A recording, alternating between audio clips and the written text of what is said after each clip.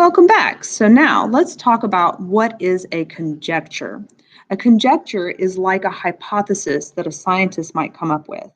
And when a scientist writes this hypothesis, they are wanting to test to see if it's true. So a conjecture is our initial conclusion that is formed. Okay, so we have an idea, we have patterns that maybe have developed that idea, we maybe already know some information that is going to lead us to that conclusion. But making a conjecture does not mean that you are correct or incorrect. And all mathematical theorems are developed from a conjecture.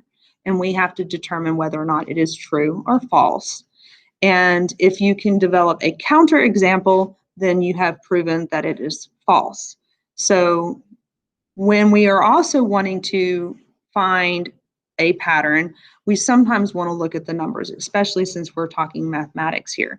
And in this particular situation, we're being given a specific sequence of numbers, and they want us to describe that pattern. So let's go ahead and let's list the numbers.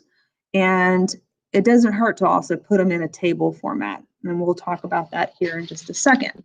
All right, so let's go ahead and I'm going to create my table. And that just helps me keep my my information kind of organized in a little bit of a way. All right, so each of these are a result of a pattern. So we're going to go 2, 4, 12, 48, 240. And let's just kind of play with the numbers and let's see if we can develop our pattern. So 2 times 2 is 4, and 1 times 2 is 2, but that doesn't seem to be working. Let's write that out. 1 times 2, of course, is 2, and then 2 times 2 is 4, but 3 times 2 would be 6, so it can't just be multiplied by 2. Let's try something else. All right, so if that doesn't work, let's try, maybe we take the first digit, which is 2, and then square it. That gives us 4. But then 4 squared is 16, or even 3 squared is 9. So none of those options are available to us. So that's definitely not it. So let's see what else might be going on. Let's go ahead and number, kind of look at this again as an XY kind of table.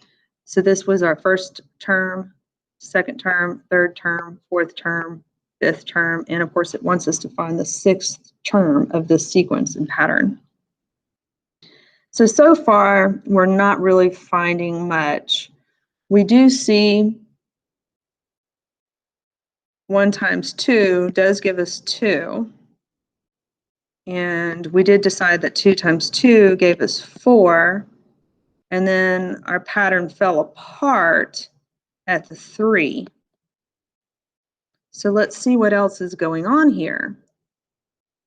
Maybe we should look at it in this direction, because 2 times 2 is 4, but 4 times 3 is, oh, we might actually have our solution here. It looks like we're kind of going diagonally in the pattern.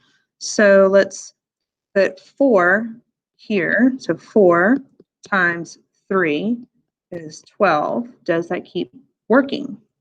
Then 12 times 4, that's going right here, is 48. Oh, we might be in business now.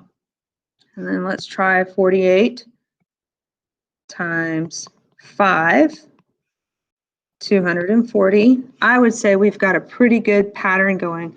But if you'll notice, I think we might have written this first row wrong.